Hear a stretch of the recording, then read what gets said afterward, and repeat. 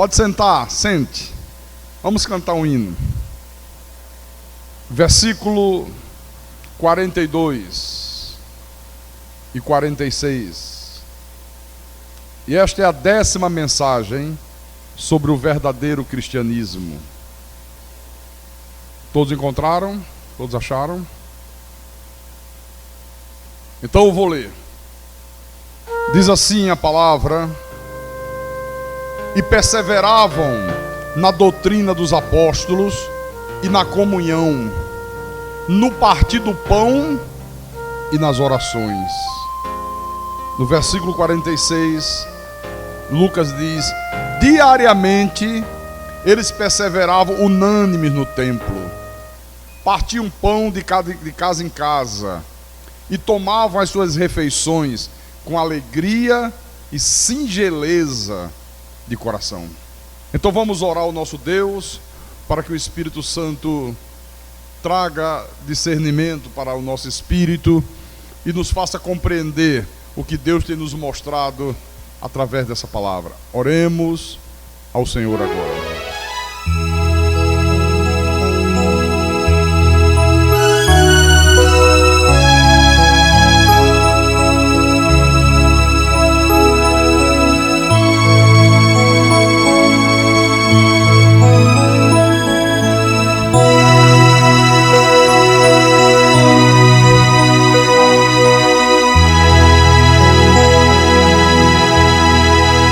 Senhor Jesus Cristo, nosso Deus e nosso Pai, Senhor dos céus e da terra, Deus santo, Deus justo, Deus criador de todas as coisas, soberano, Rei de reis, Senhor de senhores, autor e consumador da nossa fé, o nosso Redentor que vive, a glória de Israel. Aqui estamos nós, meu Senhor, desejosos de ouvir a Tua palavra, sabendo que a Tua palavra é o alimento da nossa alma, é a Tua palavra que fortalece o nosso espírito, é a Tua palavra que nos capacita a vivermos uma vida de mais do que vencedores, é a Tua palavra que nos dá capacidade de vencermos todas as nossas lutas, de enfrentarmos as agruras do dia a dia da vida, as aflições que a vida nos impõe e sairmos vitoriosos de todas elas. É a Tua palavra, é ela que nos ensina o caminho da justiça, é ela que nos mostra o reto caminho, é ela que serve como lâmpada para os nossos pés, luz para o nosso caminho, para que não venhamos a tropeçar em nenhuma pedra, para que não venhamos a cair em nenhum barranco, para que não sejamos enganados pelas mentiras de Satanás. Então que nessa noite, meu Deus, nós possamos aprender um pouco mais da Tua verdade, nós possamos crescer na Tua graça, no Teu conhecimento. Fala-nos nessa noite, fala à Tua igreja, fala ao Teu povo, fala aos Teus santos, fala aos Teus pequeninos, fala aos Teus eleitos, fala às ovelhas do Teu rebanho, aqueles cujos nomes estão arrolados nos céus desde a eternidade. Usa-me como instrumento da Tua vontade, inspira-me, ó Espírito Santo, dá-me a capacidade de explanar a Tua palavra com verdade, que o Teu nome, ó Deus, venha a ser engrandecido e venha a ser glorificado através de tudo que for proclamado desse altar. Eu te peço isto em nome de Jesus, em nome do Senhor, e que todos que creem digam amém e amém e amém. Diga graças a Deus. Então, meus irmãos amados, minhas irmãs em Cristo, Igreja Santa de Jesus, eu não sei se você ainda lembra, há 3 semanas atrás, o último culto que eu fiz aqui na igreja, eu mostrei para a igreja que essa igreja pura, essa igreja que Atos dos Apóstolos mostra, que era uma igreja que perseverava na doutrina dos apóstolos, Era uma igreja que não abria mão da verdade de Deus, que não aceitava nenhum outro tipo de ensinamento que não tivesse origem nos apóstolos. De repente, com o passar dos séculos, acabou se transformando no famigerado sistema do catolicismo romano. Você sabe que quando houve a reforma protestante, no século XVI, olha, o mundo inteiro havia sido transformado num sistema religioso chamado catolicismo romano.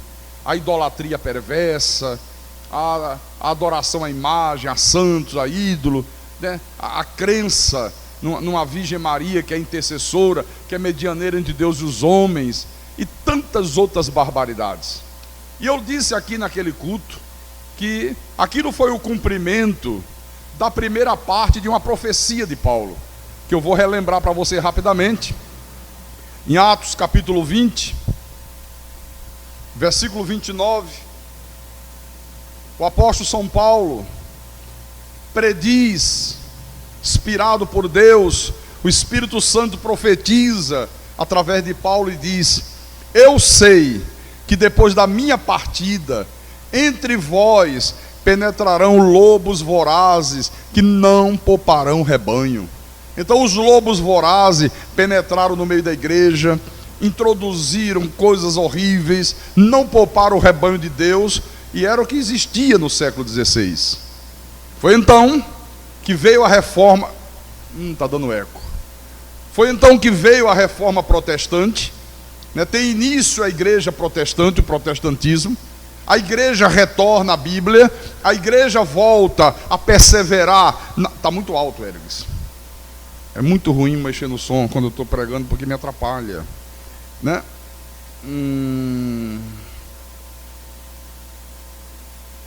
Eu dizia, com a reforma protestante, a igreja volta às suas origens, a igreja volta a perseverar na doutrina dos apóstolos, mas estamos no século 21.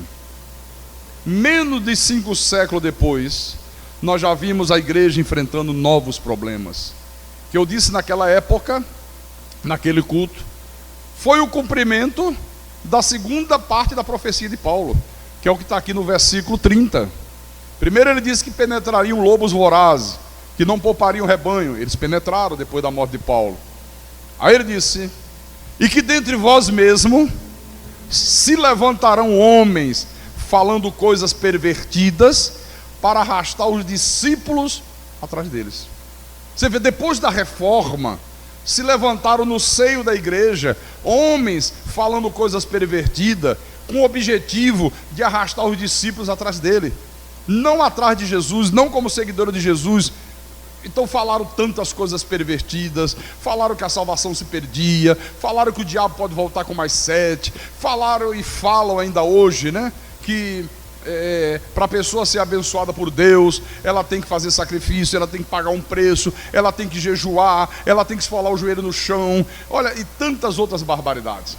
Agora, quando esses homens falando coisas pervertidas se levantaram, com o objetivo de arrastar os discípulos atrás dele, o argumento que eles usaram para poder introduzir dentro da igreja coisas pervertidas era de que a igreja estava precisando de uma reforma. Já tinha havido a reforma. Você está compreendendo? A reforma foi exatamente a volta à doutrina dos apóstolos, a volta à Bíblia. Então, eles começaram a alegar: olha, a Bíblia é um livro escrito há muitos anos, há muitos séculos. Olha, tem mais de 2000 anos, está ultrapassada, os tempos são outros.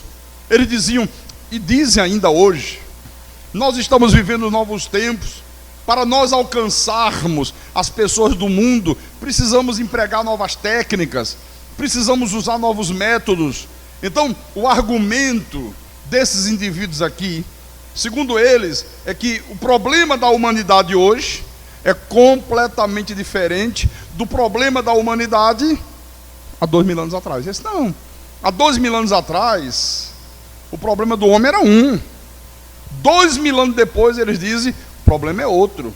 Irmãos, não existe nada mais ridículo, não existe nada mais diabólico do que esse tipo de ensinamento que diz que o problema do homem moderno, o problema do homem do século 21 é diferente do problema do homem de 2000 anos atrás. Não, não é diferente não, senhor. O homem continua sendo o que ele sempre foi. O ser humano continua sendo aquilo que ele sempre foi. Ele não é diferente hoje do que o ser humano era há 2000 anos atrás, na época de Jesus. Pastor, não é diferente? Não. Absolutamente não. Não é diferente. Eu vou provar para você com a Bíblia na mão. Olha, o problema da decadência da sociedade na época do Império Romano, no tempo do Senhor Jesus Cristo, é o mesmo problema da decadência da sociedade hoje. É exatamente a mesma coisa. Agora, aqueles que falam coisas pervertidas, eles dizem assim: não, não é a mesma coisa não. Naquele tempo, as pessoas se locomoviam em cavalos, em carruagens. Hoje as pessoas se locomovem aí em automóveis, em aviões. Sim, é verdade. Nesta área, o mundo evoluiu muito, sem dúvida nenhuma. O mundo evoluiu na área da tecnologia, na área da ciência, na área da medicina. Evoluiu realmente muito. Mas isso não quer dizer absolutamente nada. A questão é a seguinte: o que é que as pessoas andam fazendo nos dias de hoje? Essa é que é a questão. A questão não é se hoje anda de avião e naquela época andava de cavalo. A questão é o que é que as pessoas andam fazendo hoje. Quando você começa a fazer uma análise disso aqui, você vai ver, você vai perceber que as pessoas hoje, elas fazem as mesmas coisas que as pessoas faziam há 2000 anos atrás. A mesmíssima coisa. Está tudo registrado, irmão, na história do mundo. Naquela época, 2000 anos atrás, eles já tinham as suas festas. As pessoas naquela época já faziam regime, já tinham preocupação com o físico. Elas bebiam, elas fumavam. Naquela época, eles já faziam as suas orgias, já se prostituíam, já adulteravam. Naquele tempo, já haviam as mesmas perversões que existem hoje. Já havia o homossexualismo, já havia o lesbianismo, já havia o sexo grupal, que hoje se chama de swing, já havia a pedofilia. A mesma coisa, não mudou nada, absolutamente nada. Então, aquilo que o mundo é hoje é exatamente aquilo que o mundo era no primeiro século, no tempo de Jesus, no tempo dos apóstolos. Então, olha, eu estou dizendo isso e vou dizer para você, está aí para quem quiser ver. Só não vê quem não quer ver. A mesma decadência, a mesma imoralidade, a mesma depravação, estão aí na sociedade os mesmos vícios, a mesma falta de esperança. E vou dizer para você, tanto nos dias de hoje como naquele tempo, a única coisa, meu irmão, que pode tirar um eleito de Deus deste mundo perverso, deste mundo mau, deste mundo vil, é esta doutrina dos apóstolos. Nada pode tirar o eleito de Deus desse mundo perverso. Esta mensagem, ela salva os filhos de Deus, ao mesmo tempo que ela causa transtorno ao mundo lá fora. É tremendo isso aqui. Aqui em Atos 17, nós estamos bem perto, não é? Atos 17, versículo 6, diz: porém, não os encontrando, arrastaram Jason e alguns irmãos perante as autoridades, clamando: estes que têm transtornado o mundo, chegaram também aqui. Olha, a mensagem, ela era a salvação para os eleitos, mas ao mesmo tempo, ela era um transtorno para o mundo ímpio. A mensagem da graça de Deus, ela é o poder de Deus para a salvação de todo aquele que crê, mas ela ao mesmo tempo, ela é um transtorno para os cabritos, para os filhos do diabo. Então eu creio, meus irmãos, que nunca foi tão necessário uma reforma na igreja como nos dias que nós estamos vivendo. E nesta série de mensagens que o Espírito de Deus tem trazido à igreja, Deus tem nos mostrado que reforma não significa virar as costas para essa doutrina aqui dos apóstolos. Não, reforma não é isso. Os homens que andam falando coisas pervertidas, eles dizem: precisamos de uma reforma na igreja, precisamos usar novos métodos, precisamos, criar coisas novas. A Bíblia está ultrapassada, aquele método que era usado no passado não serve para hoje, hoje é diferente. Não, é mentira, é mentira. Reforma Não é virar as costas para a doutrina dos apóstolos e sair cada um aí impondo a sua lógica, falando as suas teorias, cada um colocando as suas próprias ideias. Não. Reforma significa exatamente o contrário. Reforma significa o retorno à Bíblia, retornar à doutrina, retornar ao ensino dos apóstolos.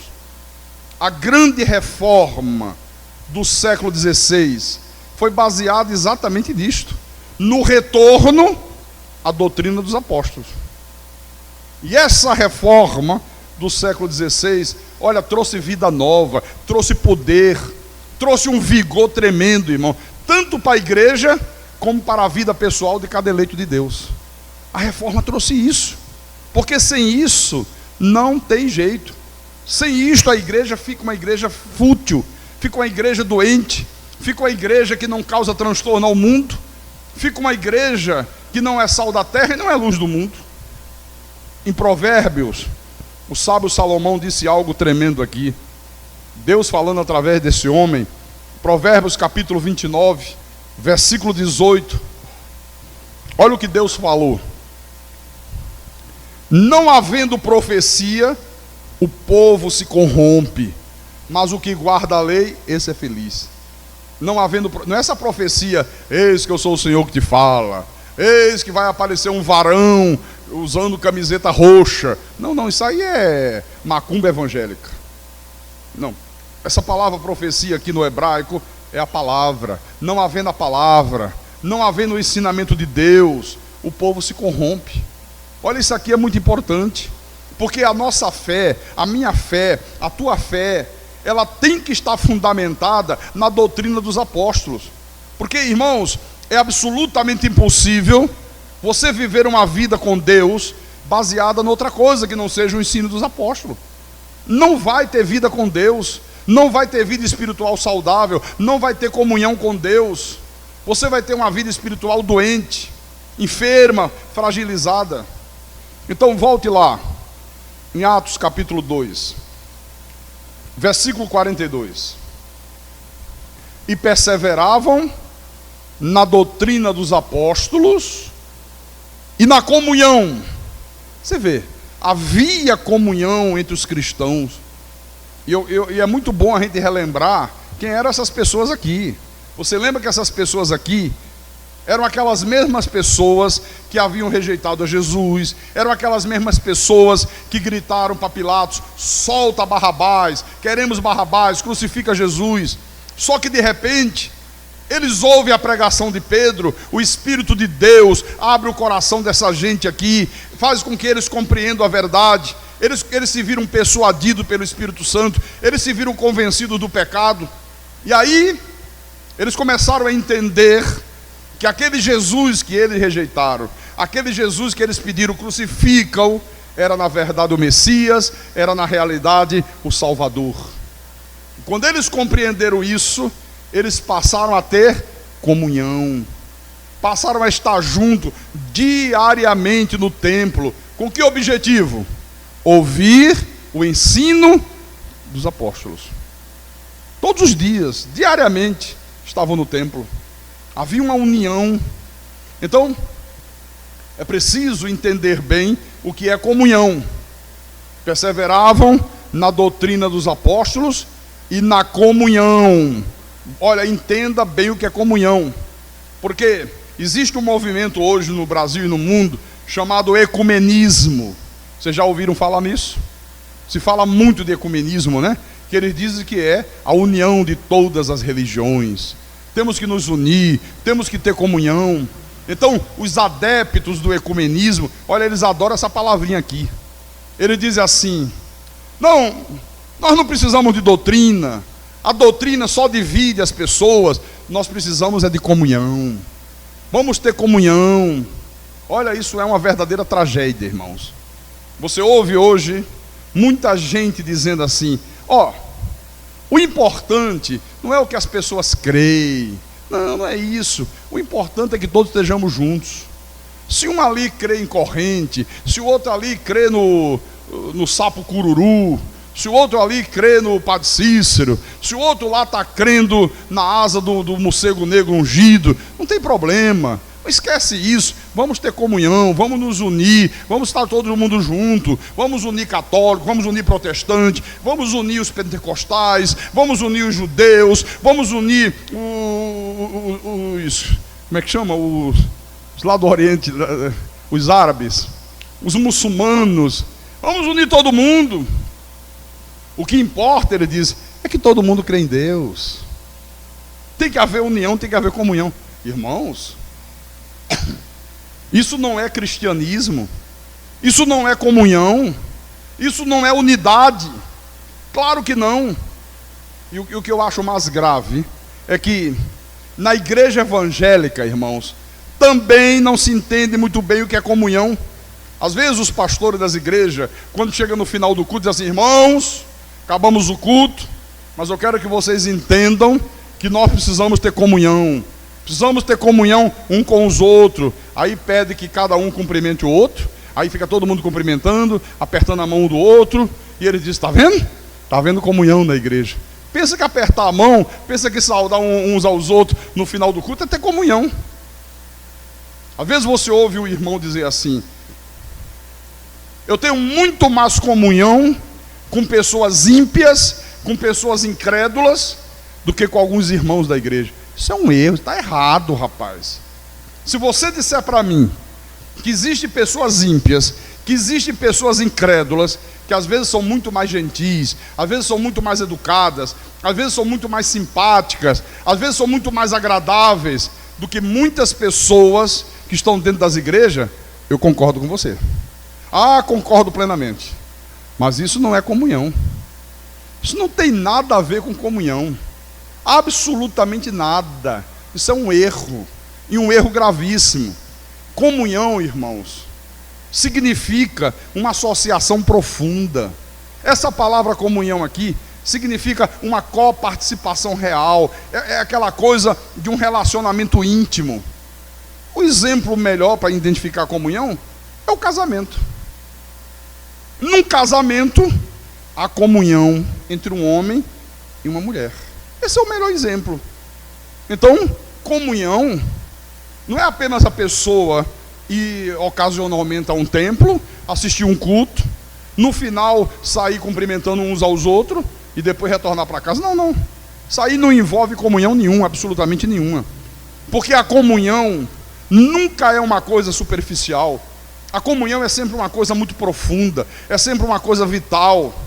Certa ocasião, Jesus expressou muito bem isto. Eu quero mostrar para você. Marcos capítulo 10. Porque essa comunhão tem que existir na igreja. Senão não é igreja. Senão não é igreja de Jesus. Marcos capítulo 10, versículo 28 em diante. Olha o que Jesus falou para os discípulos. Então Pedro começou a dizer-lhe: eis que nós tudo deixamos e te seguimos. Tornou Jesus: em verdade vos digo que ninguém há que tenha deixado casa, ou irmãos, ou irmãs, ou mãe, ou pai, ou filhos, ou campos, por amor de mim e por amor do Evangelho, que não receba já no presente o cêntuplo de casa, irmãos, irmãs, mães, filhos e campos, com perseguições, e no mundo por vir a vida eterna. Jesus disse: olha, Pedro, quando vocês deixam pai, mãe, por amor a mim, por amor ao Evangelho, ainda nesse tempo vocês vão receber o cêntuplo, 100 vezes mais mães, 100 vezes mais pais. Vocês agora vão passar a ter uma família a nível mundial. Olha, comunhão é isso aqui. Isso é que é comunhão. Isso é que é comunhão. E que falta muito em muitos lugares chamado igreja. Como falta? Nós vemos um egoísmo muito grande.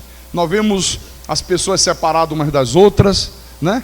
Quase que ninguém se relaciona com ninguém. Quase que ninguém se preocupa ninguém se preocupa um com o outro. É cada um se preocupando apenas consigo mesmo. Volta lá em Atos 2.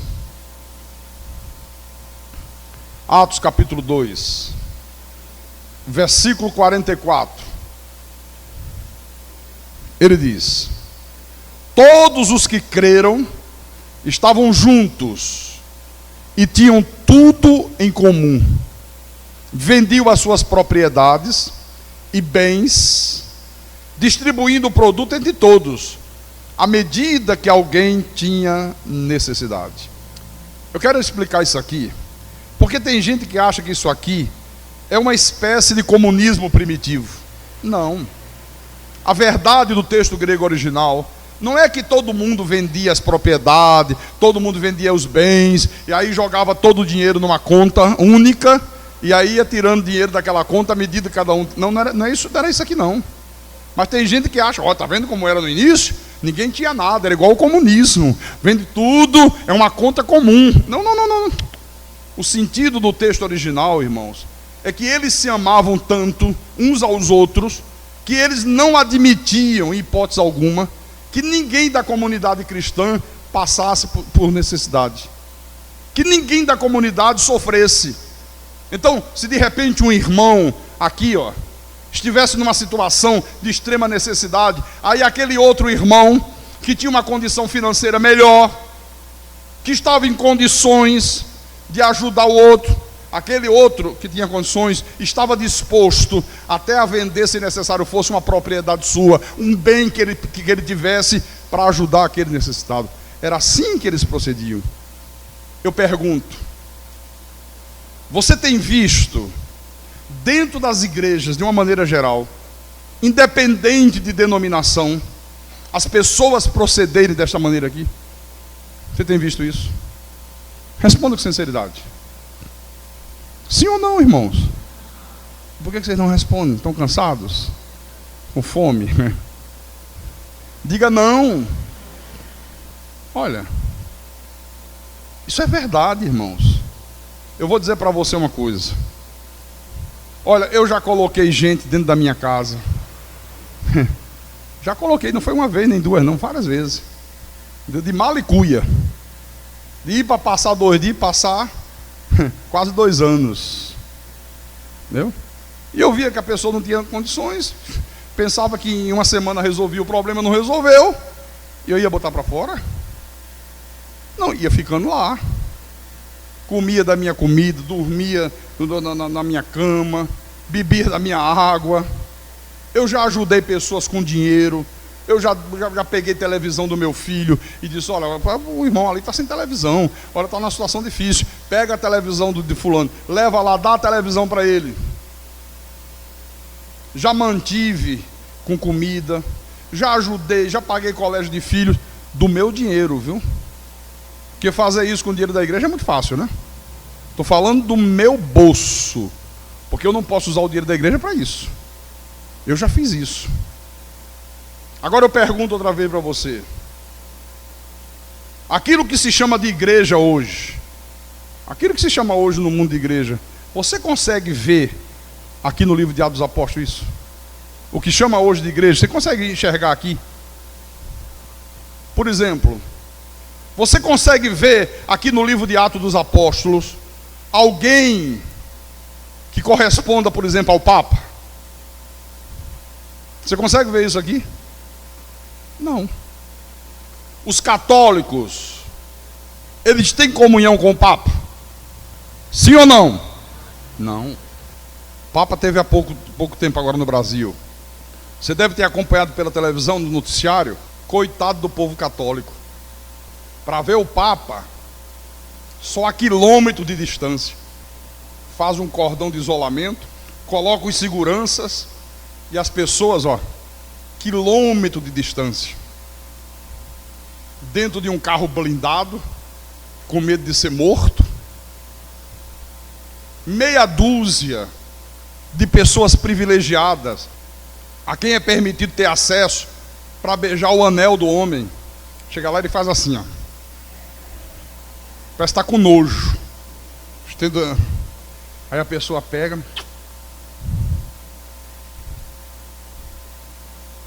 e as pessoas consideram isso uma grande honra. Oh, eu beijei o anel do Papa. Oh, eu beijei o anel a mão do Papa. Será que isso é comunhão? Não. Veja na igreja evangélica, os líderes dos ministérios. Irmãos, o povo não tem acesso aos líderes. Esses ministérios que existem aí, a pessoa para falar com um líder de um ministério desse, não tem jeito. Não tem como falar. Viu? Não consegue chegar nem perto. Não tem nenhum acesso a eles. Diferente, né, do que nós estamos vendo aqui, ó. O povo se reunia todos os dias para ouvir o quê? O ensino dos apóstolos, para ter comunhão com os apóstolos. Conviviam ali juntos, sabe? Todo mundo junto, uma comunhão tremenda. Olha, irmão, examine a história da igreja. Se você examinar, na época que o mundo se transformou, como eu disse ainda há pouco, no famigerado sistema católico romano, a história mostra que houveram umas poucas pessoas que não aceitaram aquilo. Era a igreja que se reunia nas catacumbas de Roma. Meia dúzia de pessoas diziam: não aceitamos isso. Nós somos de Deus. Nós não aceitamos esse sistema aí. Então se reuniam nas catacumbas de Roma, a igreja subterrânea. Lá no norte da Itália, havia um povo muito pequeno, um povo muito simples, que naquela época eles eram conhecidos como os valdenses. Esse povo, às vezes não conseguiam nem se reunir de casa em casa, porque não era permitido, a perseguição era muito grande, a perseguição era violenta, e a história diz, irmãos, que mesmo correndo risco de vida, eles se reuniam nos altos das montanhas, nas cavernas. Marcavam: olha, amanhã tem culto. Aonde? Lá naquele monte. Só conhece o monte aquele tal? Olha, nós vamos todo mundo lá para cima, escondido, viu? Vai escondido para ninguém ver. Dá a volta, sobe lá. E se reuniu no alto das montanhas, dentro das cavernas. Olha, isso é que é a igreja. Igreja é isso, irmão. Às vezes pequenos grupos que creem na verdade, que conhecem o Senhor Jesus Cristo, que reconhecem o Senhor como Deus soberano. Às vezes pequenos grupos que tiveram suas vidas transformadas, pessoas que perseveram na doutrina dos apóstolos. Igreja não é esses monstros que são formados aí por multidões que não creem na verdade, que não creem na Bíblia, que não conhecem Jesus, que creem em qualquer coisa que lhes apresentam. O irmão Valdir, ainda há pouco falou comigo no gabinete. Ele disse: pastor, é impressionante a apostasia que está hoje dentro da igreja. Pastor, as pessoas estão dentro das igrejas, a gente mostra para eles a verdade na Bíblia, eles leem. Leia aí, leia você mesmo, ela lê, está vendo? Ah, mas eu não acredito nisso não. Ah, eu não aceito isso não. É exatamente. A grande apostasia que Paulo disse seria o maior sinal de que a segunda vinda de Jesus estaria próxima. Então, nessa época aqui, as pessoas iam se convertendo, elas iam sendo acrescentadas à igreja, elas passavam a ter comunhão. Olha, isso aqui é um teste tremendo, viu? Para você saber se você é cristão, para eu saber se eu sou cristão. Porque aqui em 1 de João, vamos lá. 1 de João, capítulo 3, versículo 14. 1 de João, capítulo 3, versículo 14. Olha o que diz aqui. Nós sabemos que já passamos da morte para a vida, porque fazemos jejum 3 vezes por semana. Não? Ué, onde é que eu vi isso? Ah, desculpa. Nós sabemos que já passamos da morte para a vida, se nunca mais colocarmos os pés na praia. Não. Sabemos que já passamos da morte para a vida. Sabemos que somos pessoas salvas. Sabemos que somos pessoas regeneradas. Sabemos que somos pessoas que nascemos de novo, porque amamos os irmãos. Aquele que não ama permanece na morte. Olha que coisa. Quer dizer que é um teste.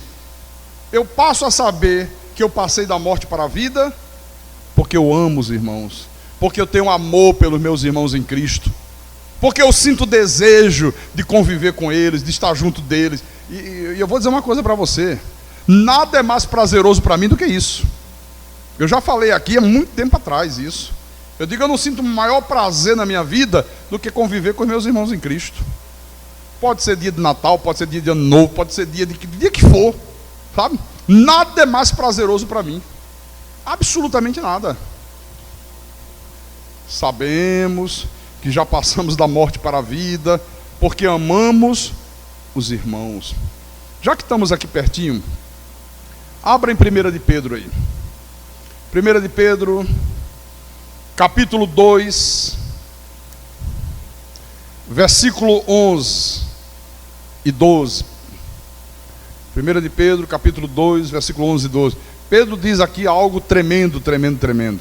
Olha o que ele diz: amados, exorto-vos como peregrinos e forasteiros que sois, a vos absterdes das paixões carnais que fazem guerra contra a alma, mantendo exemplar o vosso procedimento no meio dos gentios, no meio dos ímpios, para que, naquilo que falam contra vós outros como de malfeitores, observando-vos em vossas boas obras, glorifique a Deus no dia da visitação. Então, a primeira coisa que Pedro chama a atenção da igreja aqui é para o fato de que nós somos peregrinos e forasteiros nesse mundo.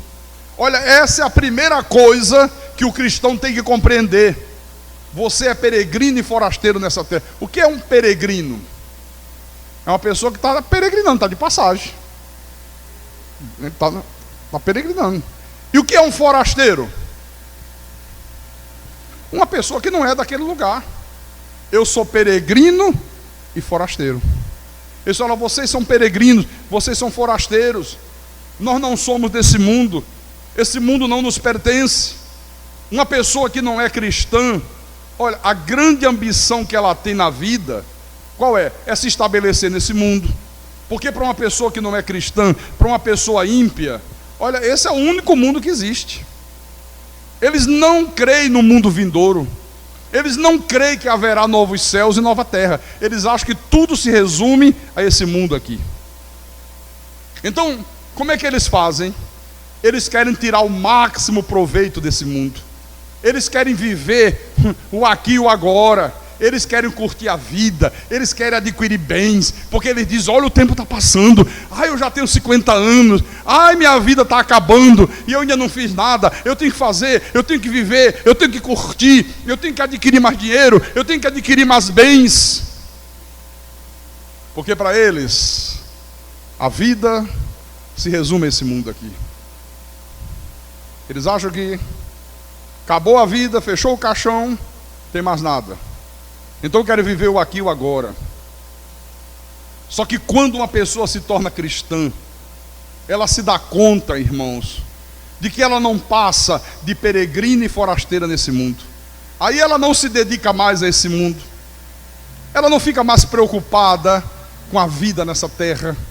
Ela não fica mais preocupada em adquirir bens materiais. Ela não fica mais preocupada, não, eu tenho que curtir a vida, eu tenho que aproveitar, porque o tempo está passando. Porque na realidade ela começa a perceber que o que nós temos aqui nesse mundo é a feira da vaidade.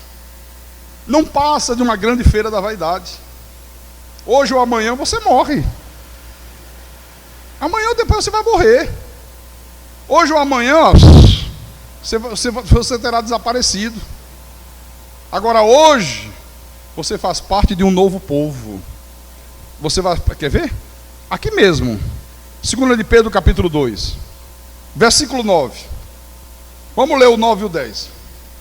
Vós, porém, sois raça eleita, sacerdócio real, nação santa, povo de propriedade exclusiva de Deus, a fim de proclamar as virtudes daquele que vos chamou das trevas para a sua maravilhosa luz. Vós sim, que antes não erais povo, mas agora sois povo de Deus, que não tinhas alcançado misericórdia, mas agora alcançastes misericórdia. Quer dizer, outrora nós éramos inimigos de Deus, irresponsáveis, sem entendimento, sem conhecimento, vivíamos como animais nessa terra. Só que Deus, irmão, nos retirou disso tudo aqui. Nós nos tornamos um povo de propriedade exclusiva de Deus. Diga para o teu irmão aí: tu és propriedade exclusiva de Deus, exclusiva do Deus bendito. Você não é propriedade do diabo, você não é propriedade de um pastor, você é propriedade do Deus bendito. Agora, eu pergunto: e para que Deus fez tudo isso na tua vida? Para que Deus fez tudo isso na nossa vida? Está aqui, ó. Para que nós anunciemos as virtudes daquele que nos chamou das trevas para a sua maravilhosa luz. Olha, Deus transformou você num povo de propriedade exclusiva dele. Deus te deu vida com esse propósito, para você proclamar ao mundo as virtudes de Deus, a verdade de Deus. Olha, irmãos, você se tornou membro desta nação santa, desse sacerdócio real. Você se tornou um objeto do cuidado especial de Deus. Deus tem um cuidado especial contigo. Olha o quanto você é importante para Deus, irmãos. Por isso que você tem que ter muita gratidão a Deus, sabe? Eu não consigo entender, não entra na minha cachola uma pessoa dizer: eu sou sacerdote real, eu sou propriedade exclusiva de Deus. É mesmo? Você crê nisso? Creio, está aqui escrito na Bíblia. Eu sou nação santa. E falta o escudo da igreja. Não entra na minha cacholinha isso aqui. Vem uma aula de seminário, aí diz: não, já vim hoje, amanhã não vou para o culto não. É muita coisa, e 2 vezes 2 dias seguidos na igreja. É muito sacrifício. Como era com esses irmãos aqui? Perseveravam unânimes diariamente no templo, todos os dias no templo. Hoje, se você disser assim: olha, vamos todas as noites nos reunir na igreja fazer um culto, olha, isso vai soar como uma heresia. Esse pastor está ficando doido, o negócio de todo dia em igreja, já virou fanatismo. Não, eu tenho meus afazeres. Não, eu vou uma vez e olhe lá. E as pessoas procedem assim e querem ser consideradas cristãs. Não pode, está fora desse padrão, está fora desse modelo aqui. Viu? Então, Deus nos tornou raça eleita. Deus nos elegeu, irmão. Você foi eleito para isso. A tua vocação é esta, é estar na igreja, sabe? A tua vocação é essa. Quarta-feira você tem que estar aqui, quer chova, quer faça sol. A tua vocação é estudar a Bíblia, é fazer seminário. A tua vocação é estar domingo de manhã, é estar domingo à noite. Deus te vocacionou para isso. Pastor, eu não consigo. Então você não é eleito de Deus. Então você não foi vocacionado por Deus. Me perdoe. Não foi. É como a pessoa diz assim: eu tenho vocação para cantar. Aí quando ela começa a cantar, você diz: meu Deus do céu, desafina, meu irmão.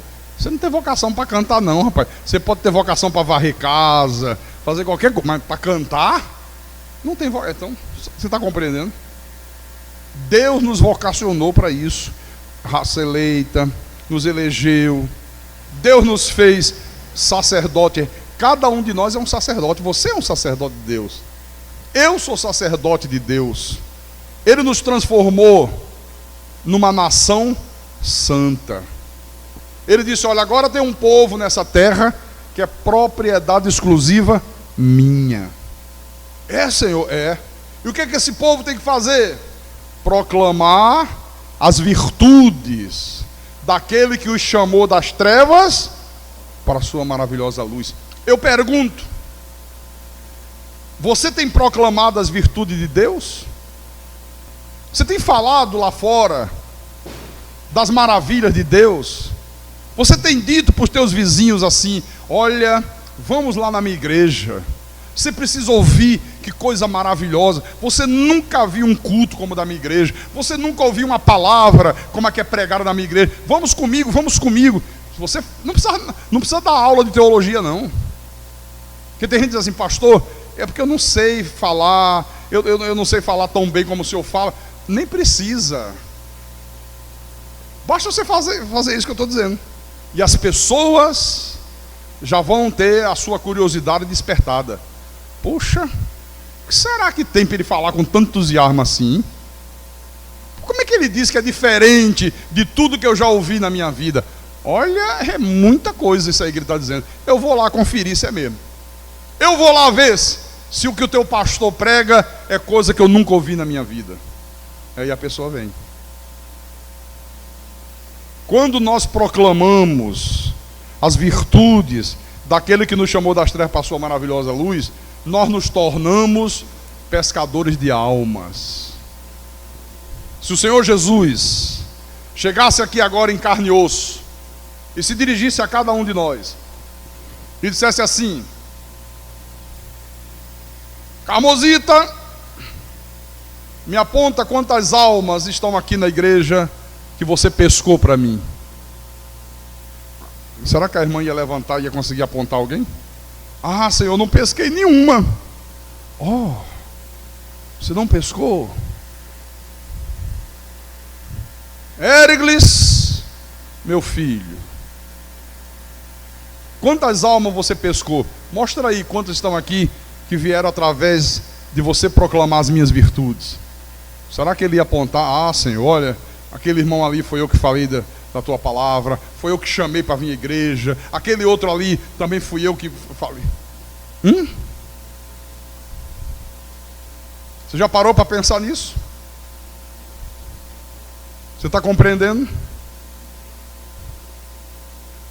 Será que nós estamos sendo pescadores de almas? Será que nós estamos proclamando as virtudes daquele que nos chamou das trevas para a sua maravilhosa luz? Tá dois ali conversando, não porque o diabo, olha, o diabo está me pegando, o diabo está fazendo. Não.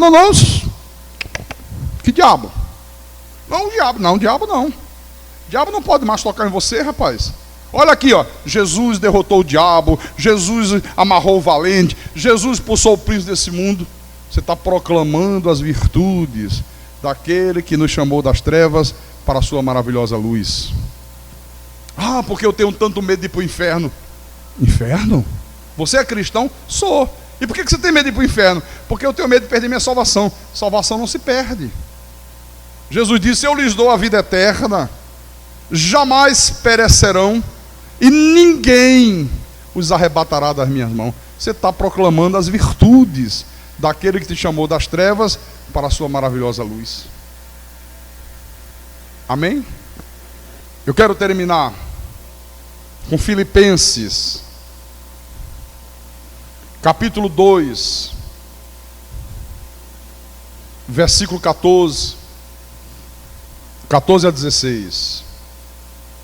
O Espírito Santo fala à igreja e diz: fazei tudo sem murmurações nem contendas, para que vos torneis irrepreensíveis e sinceros, filhos de Deus, inculpáveis no meio de uma geração pervertida e corrupta, na qual resplandeceis como luzeiros no mundo, preservando a palavra da vida, para que no dia de Cristo eu me glorie de que não corri em vão, nem me esforcei inutilmente.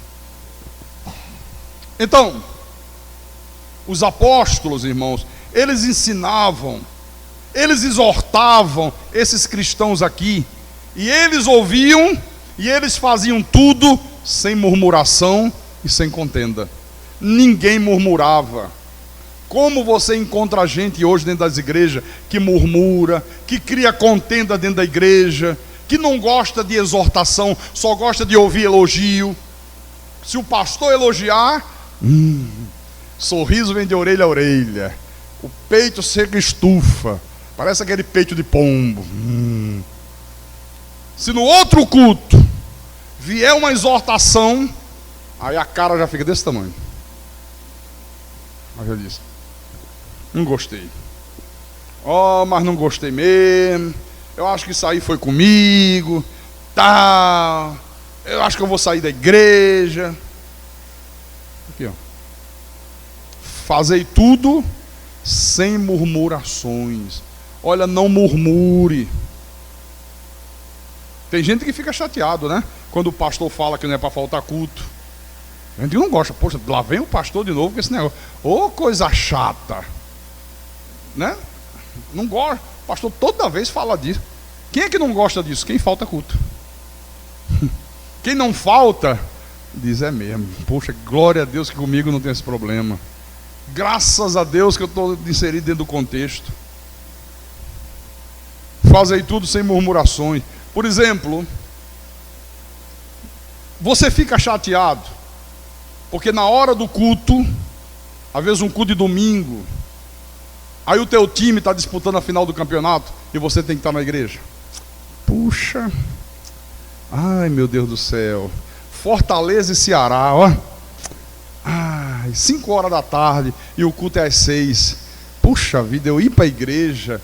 Ah, não, eu acho que eu vou lá assistir o primeiro tempo, depois eu corro para a igreja. Quer dizer, trata a igreja como se a igreja fosse o resto. Você está compreendendo? Olha, pode ter o que for, meu irmão, na hora do culto. Meu pai faleceu. E no dia que papai morreu, eu cheguei na igreja em Recife, 6 horas da tarde. Papai tinha falecido 4 horas. Eu estava sem telefone na minha casa, tinha dado um defeito no telefone, tinham roubado os fios, aí não tiveram como me avisar. Aí era muito longe, eu morava num sítio, então eles ficaram esperando eu chegar na igreja. E eu fui à igreja, era quarta-feira à noite. Eu tinha que fazer o culto da noite. Quando eu cheguei, entrei no gabinete, aí vieram dar a notícia. Você pensa que eu deixei de fazer o culto? Papai morreu em Natal, eu morava em Recife. Eu fiz o meu culto, sim senhor. E como me fez bem eu ter feito aquele culto. Me deu força, me deu energia, me deu ânimo. Depois acabei o culto, eu viajei, fui cuidar de velório, passei a noite toda lá, dei força aos irmãos, levantei o ânimo de todo mundo, o astral. Eu fiz o meu culto. Viu? E não fiquei murmurando não, poxa, até quando papai morre eu tenho que fazer culto. Não, eu fiz com alegria, com prazer. Você fica chateado porque tem que assistir 2 cultos aos domingos? Poxa, 2 cultos, pastor, não dava para ser um só não. Eu venho de manhã, o resto eu fico em casa, vou dormir, vou comer até dizer basta, depois eu vou visitar os amigos, parentes, ou fico defronte da televisão. Não. Tem que assistir os 2 cultos. Você fica chateado porque quarta-feira à noite você tem que estar na igreja. Você fica chateado porque tem que cooperar financeiramente para manter a obra de Deus, porque tem que ser fiel nos teus dízimos. Você fica chateado porque você tem que ser generoso nas tuas ofertas. Porque tem gente que fica, tem gente que não gosta, tem gente que se houver uma necessidade extra, olha, queimou a bomba, uma bomba, temos que fazer aqui uma oferta extra para comprar uma bomba. Poxa vida, ai meu Deus do céu, lá vai eu ter que ajudar mais. Que coisa chata. Não gosta, murmura, reclama. São essas perguntas que nos dizem se nós somos cristãos ou não. Viu? São essas perguntinhas agora que eu fiz que respondem para mim e para você. Será que eu sou cristão mesmo? Ou então, poxa, eu acho que eu não sou não. Porque comigo é tudo o contrário disso aí. É tudo o inverso. Viu?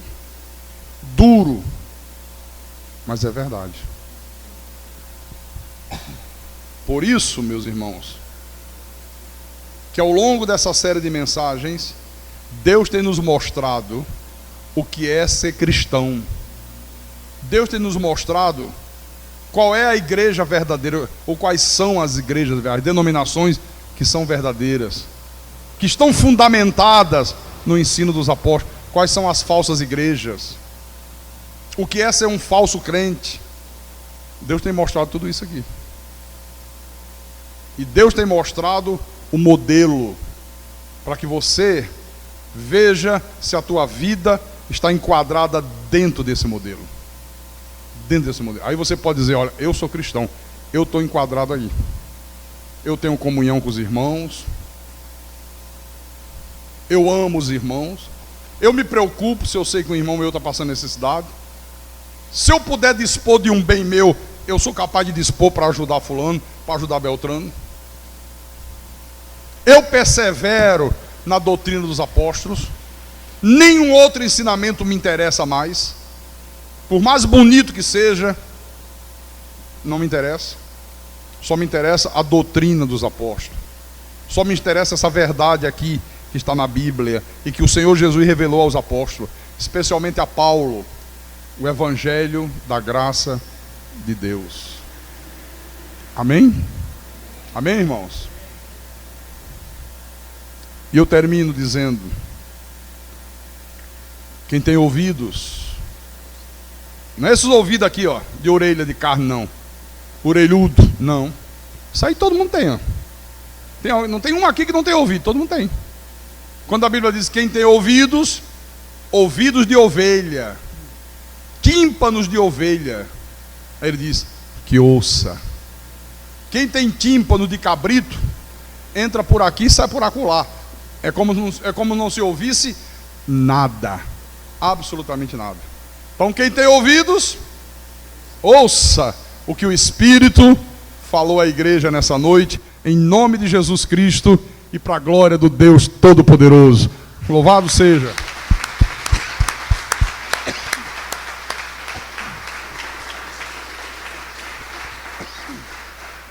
Vamos.